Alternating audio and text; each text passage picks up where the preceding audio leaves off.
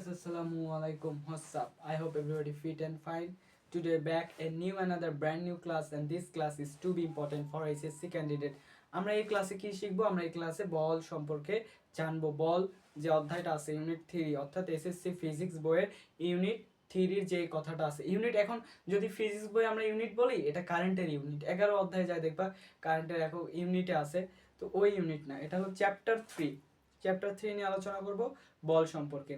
তো বল সম্পর্কে আলোচনা আগে বলি, অনেকে এই ক্লাসটা প্রথম দেখাতে স্কিপ করবে, বলবে এত ছোট মানুষ কিভাবে ফিজিক্স বোঝাবে, এই তো বোঝাইতে পারবে না। কিন্তু আমি বলি মানুষকে ইউ ক্যান নট জাজ মি, এক দৃষ্টিতে তুমি আমাকে জাজ করতে পারবে না। তো প্রথমে বলি, জাজ করার আগে তুমি একটু ক্লাসটা দেখো 10 মিনিট, যদি ভালো না লাগে কমেন্ট সেকশনে গালি দিয়ে চলে যাবো। বাট প্রথম 10 মিনিট ক্লাসটা দেখবা, দেখার পর যদি ভালো লাগে তাহলে অবশ্যই কি করবা, কি করার পর ক্লাস ভালো লাগলে কি করে মানুষ, অবশ্যই এটা লাইক করবা অ্যান্ড সাবস্ক্রাইব করবা। কারণ এরপরে ক্রমান্বয়ে ফিজিক্স ক্লাসগুলো আপলোড দেওয়া হবে এই চ্যানেলে, তোমরা পেয়ে যাবা ইনশাল্লাহ। আমরা পরবর্তী ক্লাসগুলো এই চ্যানেলে আপলোড দিব। যেহেতু এটা 3 নম্বর অধ্যায় নিয়ে আলোচনা করছি, এরপরে আমরা আলোচনা করব 2 দিয়ে, যেহেতু ওটা বেসমেন্ট, ওইটা ফিজিক্সের বেসমেন্ট। যদি আমরা বাড়ির পিলার তৈরি না করে প্রথমে ছাদ দিই, তো ওইটাতে জিরোতে অর্থাৎ হাওয়াতে ছাদ থাকবে না। তো আমরা তাও চেষ্টা করছি ইটকে সারিতে রাখি। আজকে 3 নম্বর অধ্যায় আজকে আপাতত করি, এরপরে 2 নম্বর অধ্যায় থেকে বেসমেন্ট থেকে শুরু করব। তো বল, আমরা ক্রিকেট খেলার সময় যে বলটা ইউজ করি, এই যে ক্রিকেট খেলার বল, এই বল আর ফিজিক্স বইয়ের বল এক জিনিস না। এখন যখন কোথাও মারামারি হয়, অর্থাৎ আমরা যখন রেসলিং দেখি, তখন রোমান রিং, একদিন আমার এক সাইডে আমার একটা ফ্রেন্ড বসে আছে, রোমান রিং একটা সেই বিগ পাঞ্চ দিছে, তো ওই বলতেছে হায় খুব বল আছে তার হাতের এই ইতে। তো আমি বললাম বল কেন, বলবি শক্তি। বলে ভাই আমরা আজকে ফিজিক্স প্রাইভেটে বসে থেকে কথা বলছি, তা ফিজিক্স বইয়ের বল আর শক্তি দুইটা ডিফারেন্ট। তো আমি সেই সময় বুঝতে পারলাম যে হ্যাঁ তাই তো, শক্তি আর বল তো দুইটা ডিফারেন্ট জিনিস, তোমরা এটা ভুল করো না, আমি করছি তোমরা করো না। তো বল জিনিসটা ডিফারেন্ট। এখন নিউটনের প্রথম সূত্র থেকে আমরা বল সম্পর্কে একটু ধারণা পাই, সেটা হচ্ছে বল প্রয়োগ না করা হলে, অর্থাৎ নিউটনের প্রথম সূত্র কি, বল প্রয়োগ না করা হলে, ধরো একটা স্থির বস্তু আছে, এটা একটা বস্তু যার উপর আমরা কোনো প্রকার বল প্রয়োগ করিনি, এখানে কোনো বল প্রয়োগ করি নাই, তো এটা কি থাকবে, আজীবন স্থির থাকবে। এটা সবাই বুঝি, এটা নিয়ে কোনো সমস্যা হয় না। কিন্তু যখন বলি ধরো এখানে একটা কি, এটা একটা কার, একটু দাঁড়াও আঁকায় আনি, আগেই চলে যাবে না, একটু আমার সাথে স্টে থাকো, অবশ্যই ক্লাসটা ভালো লাগবে। তো এটা হলো একটা গাড়ি। এখন এই গাড়িকে বল প্রয়োগ না করা হলে সমবেগে চলতে থাকা বস্তু সমবেগে চলবে। এটা এখন সবার রাগ ধরে গেল, কেন নিউটন এই কথা বলছে। তো আমরা দেখি একটা বলকে আমরা জোরে ছেড়ে দিই, ওইটা একটু পর থেমে যায়, কিন্তু বলছে বল প্রয়োগ না করা হলে। কিন্তু এই গাড়ি যে এইদিকে সামনের দিকে যাচ্ছে, এই পিছন দিকে কি হচ্ছে, ঘর্ষণ বল। এই ধরি এটা হলো একটা ঘর্ষণযুক্ত স্থান, ঘর্ষণের বিপরীতে বল প্রয়োগ করছে, যার ফলে একটা সময় এই থেমে যাচ্ছে। যদি এই ঘর্ষণ না থাকতো তাহলে এই বস্তু আজীবন চলতে থাকতো।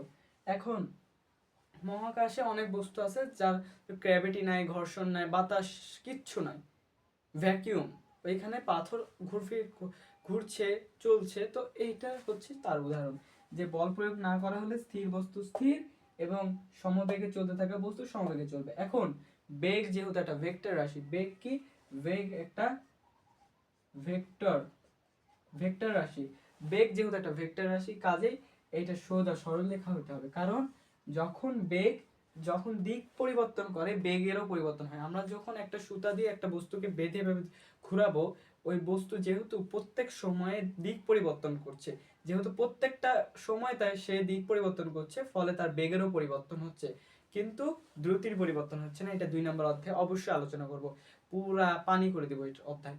এই অধ্যায় আমরা দেখি, এই অধ্যায় পুরো পানি হয়ে যাবে আজকে। তো বল, যে নিউটনের প্রথম সূত্র, তাহলে আরেকবার সুন্দর করে এবার শুরু করি আমরা, যে যদি বল প্রয়োগ করা না হয়, আমরা কি করলাম না, ফোর্স অ্যাপ্লাই করলাম না। যদি বল প্রয়োগ করা না হয় তাহলে স্থির বস্তু স্থির এবং সমবেগে চলতে থাকা বস্তু সমবেগে চলবে। এই ক্ষেত্রে রাস্তাটা হতে হবে কি সরলরৈখিক। সরলরৈখিক মানে কি 180 ডিগ্রি অ্যাঙ্গেলের রাস্তা। এটা আবার জ্যামিতিতে চলে গেলাম, 180 ডিগ্রি অ্যাঙ্গেল। তো এবার নিউটনের প্রথম সূত্র থেকে আমরা বলের সংজ্ঞা পেলাম, কিন্তু নিউটনের দ্বিতীয় সূত্রে বলা হচ্ছে যে বল হচ্ছে ভরবেগের পরিবর্তন। আমরা দেখি ভরবেগ সম্পর্কে আরেকটা আলোচনা, ভরবেগ, ভরবেগকে আমরা পি দ্বারা ইন্ডিকেট করি। তো ভর হচ্ছে এম, বেগ হচ্ছে ভি, তার মানে হচ্ছে ভরবেগ। তো এম ভি, এইটা বোঝার আগে আমরা কয়েকটা বলের উদাহরণ কয়েকটা দিয়ে আসি। মাধ্যাকর্ষণ বল, মাধ্যাকর্ষণ বল যেটাকে আমরা বলি মহাকর্ষ বল, বইয়ে লেখা আছে মহাকর্ষ বল, মহাকর্ষ বল, মহাকর্ষ, মহাকর্ষ বল। মহাকর্ষ বল কোনটা? পৃথিবী, এটা ধরো পৃথিবী, ওয়ার্ল্ড, আর এটা হলো সান। এর মধ্যে যে আকর্ষণ, একে অপরের প্রতি যে আকর্ষণ, এই আকর্ষণকে বলা হয় মহাকর্ষ বল। এবং পৃথিবীর মধ্যে আমি যে পৃথিবীতে আছি, আমি যদি মার্কারটা কি করি, আমার কাছে একটা লোহা আছে, এই লোহাকে আমরা ছেড়ে দিলাম, পড়ে গেল। তো এটা কেন পড়লো? কারণ পৃথিবী একটা জি ত্বরণে অর্থাৎ অভিকর্ষ ত্বরণে কি করছে, এই লোহাকে নিজের দিকে আকর্ষণ করছে, এটাকে বলা হয় মহাকর্ষ বা অভিকর্ষ ত্বরণ। এখানে আমরা জি দ্বারা ইন্ডিকেট করি। যেহেতু পৃথিবী উপবৃত্তাকার, সব ক্ষেত্রে তাই জি এর মান অ্যাকুরেট থাকে না, বাট অ্যাকুরেট ধরে নেওয়া হয়। তো মহাকর্ষ বলের পর আমরা শিখব তড়িৎ চুম্বক বল। আমি এখন যদি একজনরে মারি, ধর একজনরে মারলাম, এখানে যে ভিডিও দেখছে একজনরে মারলাম, মারার পর বললাম আমি তো তোমার টাচই করি নাই, মারলাম কিভাবে? ওই বল মারলা না মানে কি বলি মারলা, ওই বলবে আরে আমি বলবো তোমার তো মারিনি, টাচ করিনি, তুমি আমাকে প্রমাণ দেখাও। ওই বলবে তুমি আমার প্রমাণ দেখাও কিভাবে টাচ হয়নি। আমি বলবো তখন দেখো আমার হাতে যে ইলেকট্রন, মানে আমার হাতে যে প্রোটন গুলো আছে, আমার হাতে যে পরমাণু আছে, আমার হাতে তো অনেকগুলো পরমাণুর সমন্বয়ে তৈরি, আমার হাত তো অনেকগুলো পরমাণুর সমন্বয় বা অণুর সমন্বয়ে তৈরি। প্রত্যেকটা অণু বা পরমাণুতে, অণুকে আবার ডিভিশন করে পরমাণুতে এসে, পরমাণুতে কি থাকে, প্রোটন, নিউট্রন, সাইডে থাকে ইলেকট্রন। যেহেতু ইলেকট্রন নেগেটিভ চার্জ, ওর যে ত্বক, ওর ত্বকেও কি হবে, প্রোটন নিউট্রন, বাইরে একটা ইলেকট্রন থাকবে। ইলেকট্রন ইলেকট্রন বিপরীতে বিপরীতে কি হয়, চুম্বক কি হয়, বিকর্ষিত হয়। বিপরীত বিপরীত চুম্বক ধরলে কোনোদিন জোড়া লাগে না, বরং দূরে ছিটকে যায়। এর কারণ হচ্ছে ইলেকট্রন ইলেকট্রন কি করে, দুইজনকে দূরে ঠেলে দেয়। বলছে তুমিও ছেলে ওও ছেলে, ছেলে ছেলে সর, আর মেয়ে মেলে, হ্যাঁ, যখন ছেলে আর মেয়ে একসাথে থাকে, হ্যাঁ, আর যখন ছেলে ছেলে সর। তো এটা হচ্ছে সেই ছেলে ছেলে বিকর্ষণ করছে। কেমিস্ট্রিতে চলে গেলাম। হ্যাঁ, তো যখন কি করে, একটা কিছুকে আমরা টাচ করি জুড়ে করে, আমি ধরো এই হাতে টাচ করলাম, বাট আমার এখানে যে আওয়াজটা হইলো, এই আওয়াজ কিন্তু আমার এই হাতের সাথে এই হাতে টাচ লাগার জন্য হয় নাই, ইলেকট্রন ইলেকট্রনের বিকর্ষণের কারণে হয়েছে। তো পৃথিবীর কোনো পরমাণুই, অর্থাৎ পৃথিবীর কোনো বস্তু অন্য বস্তুকে কি করে না, স্পর্শ করে না। তবুও এটি অত্যন্ত ক্ষুদ্র হয়, আমরা এটাকে স্পর্শ ধরে নিই যখন আমরা টাচ করি। কিন্তু কিছু কিছু এমন বস্তু আছে, যেমন এইখানে একটা চুম্বক আমরা ইউজ করলাম, এখানে একটা চুম্বক ইউজ করলাম, ধরো একটু এদিকে দাঁড়াই, এখানে আমরা একটা চুম্বক ইউজ করলাম, এখানে একটা চুম্বক ইউজ করলাম, এটা হলো নর্থ, এটা সাউথ, এইটা সাউথ দিলাম, এটা নর্থ। হ্যাঁ, তো সাউথ সাউথ কি করবে, বিকর্ষণ করবে, একে অপরকে কি করবে, বিকর্ষণ করবে। হ্যাঁ, তো একে অপরকে কি করবে, বিকর্ষণ করবে, আর একে অপরকে কি করবে না, আকর্ষণ করবে না। কিন্তু এইটাকে যদি উল্টায় দিই, এস কে এই দিকে নিয়ে আসলাম, এস কে এদিকে নিয়ে আসলাম, এস ওই পারে দিলাম, তখন কি হবে, তখন আকর্ষণ হবে, তখন দুইটা কি হবে, জোড়া লেগে যাবে। তো এই চুম্বককে আমরা আবার ভাগ করে দিতে পারি স্পর্শ বল। মূলত এই বলকে আমরা কিভাবে ভাগ করতে পারি, স্পর্শ বল, অস্পর্শ বল। যেটাকে স্পর্শ করতে হয় সেটা স্পর্শ বল, যেটাকে স্পর্শ করা হয় না সেটা অস্পর্শ বল। যেমন চুম্বক, আমরা চিরুনি দিয়ে যখন মাথা আঁচড়াই, আঁচড়ানোর পর ওই চিরুনি দিয়ে আমরা যদি ছোট ছোট পেপারকে কেটে ওই পেপারের মধ্যে চিরুনিকে টাচ করি, তাহলে দেখা যাবে চিরুনির সাথে ওই টুকরাগুলো লেগে যাচ্ছে। এর কারণ ওইখানে কি হচ্ছে, একটা ইলেকট্রনের সৃষ্টি হচ্ছে, যেটা ওই পজিটিভ নেগেটিভকে আকর্ষণের মাধ্যমে চুম্বকের মতো দুজনের জোড়া লেগে যায়। আমরা কি শিখলাম, তড়িৎ চুম্বক বল। আমি বলি ধরো বিদ্যুৎ, বিদ্যুৎ মাঝে মাঝে কি করে, বিদ্যুৎ মাঝে মাঝে স্পর্শ করলে টেনে নেয় একবার, আবার দূরে ছিটকে ফেলে দেয়। কিন্তু কিছু কিছু এমন বল আছে যেটা কেবল আকর্ষণই করতে জানে, বিকর্ষণ করতে জানে না। আবার কিছু বল আছে যারা আকর্ষণ বিকর্ষণ দুই করে। এই জন্য তড়িৎচুম্বক বল এবং চৌম্বকীয় বল এই দুটোকে আলাদা মনে হলেও এরা কিন্তু এক, কারণ এরা আকর্ষণ বিকর্ষণ দুটোর মধ্যেই রয়েছে। তো আমরা বুঝলাম তড়িৎচুম্বক বল কি, চৌম্বক বল কি, আর কি আর কি শিখলাম, মহাকর্ষ বল। এবার আসবো আমরা সবল বল, আরে আগে বলি দুর্বল।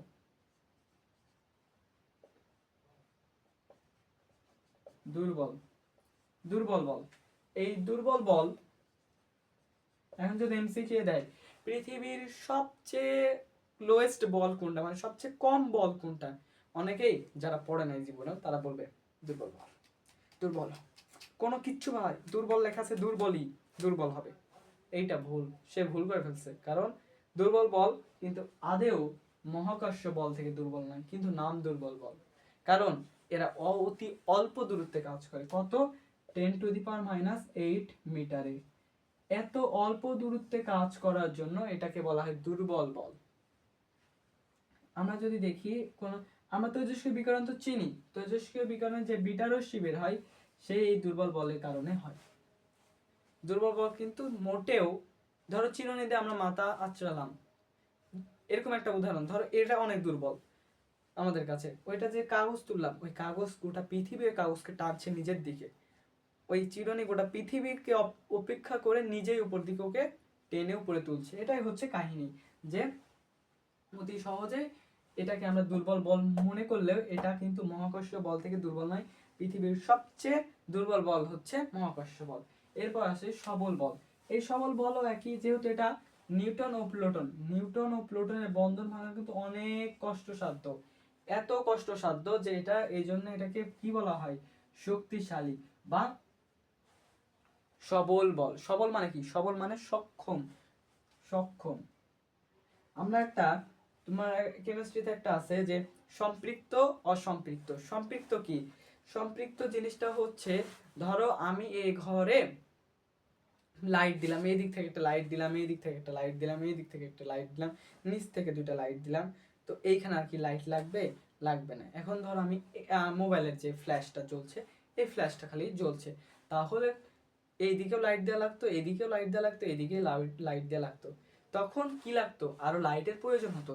যখন আমরা অনেক লাইট আছে, অর্থাৎ আমি যখন পুরা নিজেকে মনে করছি আমি অনেক টাকা, আমার আর টাকা লাগবে না, তখন আমি কি সম্পৃক্ত, যে হ্যাঁ আমি সম্পৃক্ত, আমি হয়ে গেছে, আমার আর লাগবে না, তখন কি করবে? ওই কি আর বন্ধন তৈরি করবে কারোর সাথে, যে তোমার আছে তুমি আমারে দাও, আমি তোমারে দিব অন্য কিছু। ধরো আমার কাছে লাইট আছে, তোমার কাছে টাকা আছে, তুমি আমার টাকা দাও, আমি তোমার লাইট দিব।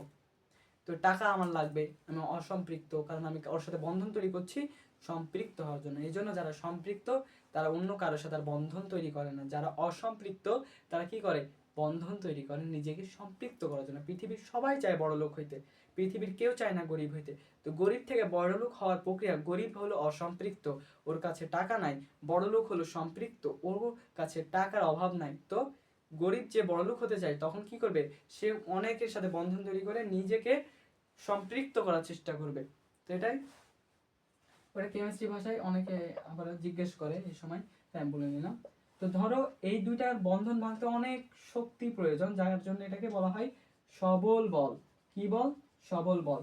এটা হলো 10⁻⁻15 মিটারে কাজ করে। অত্যন্ত ক্ষুদ্র মিটারে কাজ করে, বাট এইটা ওই দুর্বল বলের চেয়ে অনেক বেশি শক্তিশালী, প্রায় তড়িৎচুম্বক বলের চেয়েও এটা প্রায় 100 গুণ শক্তিশালী। তড়িৎচুম্বক বল হলো 10⁻36 গুণ, বা যেটাকে বলা হয় ট্রিলিয়ন ট্রিলিয়ন ট্রিলিয়ন গুণ শক্তিশালী, ওর চেয়ে আবার এটা 100 গুণ শক্তিশালী। তো আমরা বল বুঝে গেলাম, আমরা বলের সংজ্ঞা কিন্তু নিউটনের প্রথম সূত্র থেকে বুঝে গেছি যে বল কি জিনিস। এখন নিউটনের দ্বিতীয় সূত্র, বল বল নিউটনের দ্বিতীয় সূত্র আমরা আগে বলে নিই। এটা হলো পি সমান এমভি। এম হচ্ছে ভর, ভি হচ্ছে বেগ, ভর ও বেগের গুণফলে হয় ভর বেগ। তো আমরা যদি এখানে লিখি একটা বস্তু, এখানে আমরা একটা বিএমডব্লিউ দাগাই নিলাম, এটা টেসলা দাগাই, টেসলা, টেসলা এখন তো সেই চলছে, আমাদের ধনকূপের টেসলা। আমাদের ধনকূপকে কে চিনে? ধনকূপকে কে চিনে সেটা একটু কমেন্টে জানাবো, যে আমি ভাই চিনি, আপনি খালি একাই চিনেন না, আপনি খালি জানেন না আমিও চিনি। টেসলা হইলো না ইসলা হইলো বুঝলাম না, তবুও এটা বিএমডব্লিউ ধরে নি, টেসলা না। BM BMW. তো বিএমডাব্লিউ ধরে নিছি। এখন এ যখন স্থির ছিল তখন এর ভরবেগ কি? আদিবেগ, ভর ইন্টু আদিবেগ, তাহলে হবে ভরবেগ আগেকার। যখন স্টেবল ছিল, স্থির ছিল, এখন ধরো 100 মিটার যাওয়ার পর একটা বেগ অর্জন করে ফেলছে, আরো যাবে, কিন্তু 100 মিটার যাওয়ার পর আমরা ধরলাম তখন এর ভরবেগ এমভি। তো এমভি মাইনাস এমইউ অর্থাৎ ভরবেগের পরিবর্তনের হার ওর ওপর প্রযুক্ত বলের সমানুপাতিক। এখানে তখন আর এই ভরবেগকে আমরা ধরো পি ধরলাম, কথার কথা পি ধর ভরবেগ, তো এখানকে আমরা পি তুলে দিলাম। তো ভরবেগের পরিবর্তনের হার, নিউটনের দ্বিতীয় সূত্র, ভরবেগের পরিবর্তনের হার তার উপর প্রযুক্ত বলের সমানুপাতিক, এবং বল যেই দিকে ক্রিয়া করবে ভরবেগের পরিবর্তন সেই দিক হবে। ধরো গাড়ির বল এই দিকে তো নাই, এই দিকে যাচ্ছে, গাড়িও এই দিকেই যাচ্ছে, ভরবেগের পরিবর্তন এই দিকেই হচ্ছে। তো আমরা এখানে এম কমন নিব কারণ এম সেম, এবং ভি মাইনাস ইউ কমন। তো ভি মাইনাস ইউ আর পি সমান সমান, যেহেতু ভরবেগের পরিবর্তনকে আমরা ডেল্টা পি ধরি, পি সমান এফ টি। বলো বলো বলো বলো, ঠিক আছে কিনা? এটা সূত্র আছে, শিখে যাবা। খালি মনে রাখো ডেল পি সমান সমান এফ টি, আবার ডেল পি সমান এটা লেখা যায়। তো ডেল পি এর জায়গায় আমরা কি লিখতে পারি? এফ টি অর্থাৎ এফ এপারে রাখলাম আর টি ওই পারে দিলাম, তাহলে এম ভাগ V minus you into T. এবার এম সমান সমান ভি মাইনাস ইউ ভাগ টি। দেখো তো হয় নাকি এভাবে লেখা যায় কি? যায় যায় যায় যায় যায় যায় কমেন্ট করবে, যায় কি যায় না। যদি যাই তাহলে এটা সমান আমরা আবার শিখে আসছি এ, তো এম এ। তো এটাই হচ্ছে সেই বিখ্যাত নিউটনের দ্বিতীয় সূত্র, এফ সমান এম এ। তো ভরবেগের পরিবর্তনের হার তার উপর প্রযুক্ত বলের কি? সমানুপাতিক, এবং বল যে দিকে ক্রিয়া করবে ভরবেগের পরিবর্তনও ঠিক সেই দিকে হবে।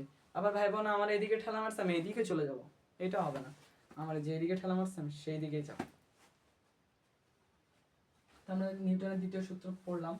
এখন একটা সূত্র ওয়ান অফ দ্য বেস্ট এই অধ্যায়ে পারার জন্য লাগে, মানে এই অধ্যায়কে ম্যাথ সলভ করার জন্য আর কি। এই অধ্যায়ে ম্যাথ সলভ করার জন্য যে সূত্রটা লাগে সেটা হচ্ছে, আগে আমরা আবার একটা টেসলা দাগাই নিই। এটাই তো আগে মনে থাকলে আর টেসলাটা মিশাইতো না।